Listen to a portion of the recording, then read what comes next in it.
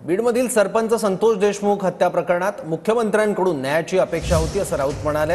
हत्या प्रकरणातील मोठा मासा जाळ्याबाहेर ठेवला असं संजय राऊत यांनी म्हटलं। सरकारकडून कारवाईचा ढोंग सुरू असल्याचाही आरोप संजय राऊतांनी केला।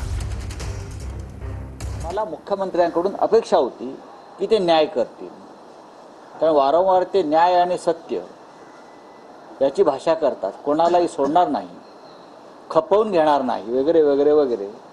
पण त्याने खपवून घेतल्यावर अनेक लोक गुन्हेगार आणि भ्रष्टाचारी आहेत, त्यांच्या बाजूलाच बसलेले आहेत, त्यांच्या पक्षात, त्यांच्या सत्तेत। आणि वाल्मिकी कराड पण त्यांच्याच पक्षाचा आहे, त्याच्यामुळे त्यांनी खपवून घेतलेलं आहे। आणि जे लहान मासे आहेत ते कापलेले आहेत, मोठा मासा जाळ्याबाहेर ठेवलाय, तो आता येईल 15-1 दिवसात बाहेर येईल। साधा खंडणीचा गुन्हा आहे त्याच्यावर टाकलेला, बाकी काय आहे। बीडचे आमदार, त्या भागातले आमदार सुरेश धस हे भारतीय जनता पक्षाचेच आहेत।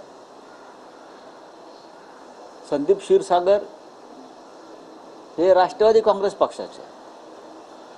असे अनेक सर्व पक्षाचे लोक भले विरोधात असतील, पण तुमच्याही पक्षाचे लोक आक्रोश करतायत, तरीही जर या राज्याचे मुख्यमंत्री ऐकत नसतील, समजून घेत नसतील, याचा अर्थ असा आहे की तुम्हाला मुख्य माफियांना वाचवायचं आहे आणि तुम्ही फक्त हे ढोंग करता कारवाईचं।